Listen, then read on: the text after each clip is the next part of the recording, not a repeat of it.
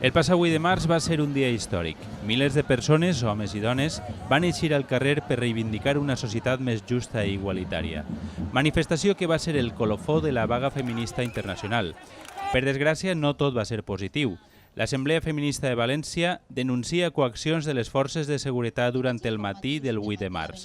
Van haver especial intimidació o persecució policial fins al punt d'identificar a desenes de companyes i a partir d'això han arribat unes multes administratives. Hicimos todas las acciones de la manera más impecable que se puedes imaginar. Por eso, insisto, lo que dicen las multas es falso. Por eso las vamos a recurrir y por eso vamos a estar todas juntas, como siempre, y diciendo eso, que si ens toquen a una, ens toquen a totes. Estem en contra de la repressió policial i denunciarem aquests fets i lluitarem contra la repressió patriarcal de l'Estat fins totes les nostres forces i totes les dones unides. Avui la situació s'ha tornat a repetir.